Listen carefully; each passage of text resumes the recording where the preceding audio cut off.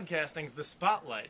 Last time we came to you, we were live in Lewiston, Maine, and from the looks of it behind us, you'd think we were still in Maine.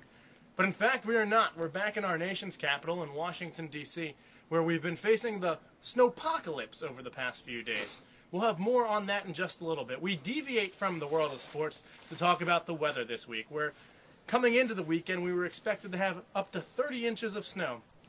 As you can see behind me, the snow has already accumulated here in this northwest D.C. neighborhood.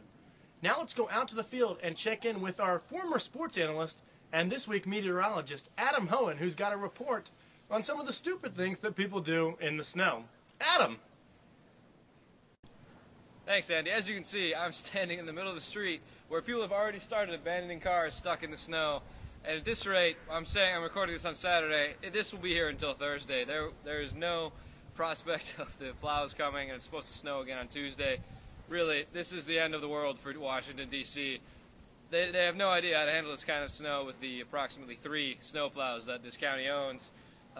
In western New York, my area of birth, this would be no problem. This would be a normal snowfall. But in Washington, D.C., this may be a week before the nation's capital fully recovers. Georgetown managed to tough it out today, upsetting Villanova in front of a surprisingly full Verizon Center. But really, for the rest of D.C., I would say it's going to be a while before life returns to normal. Adam, I've moved now on to W Street, another street in northwest D.C. When do you expect people to go back to work facing this kind of accumulation on the streets? Well, Andy, I would say not everyone's as dedicated as us here at First Team Broadcasting, working 24 hours through the snow.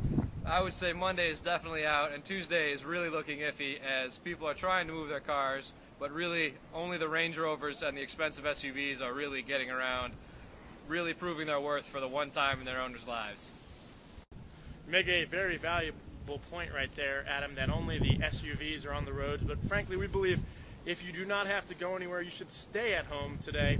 Enjoy the soothing sounds of First Team Broadcasting's broadcast schedule that's got you a full slate of games coming up over the next week.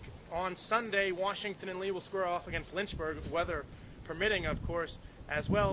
A WNL game on Monday, and then check out the complete schedule for all your Bates College athletic action.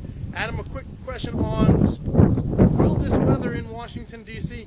impact preparations for the Super Bowl, which at the time of this recording is tomorrow?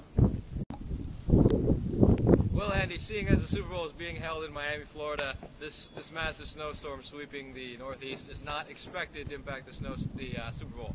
But you never know. Everything else has impacted the Super Bowl for the last 2 weeks, so people have been having to make news out of Dwight Freeney's ankle, which has really been bigger than Watergate at this point. And really, I think it'll be fine, though.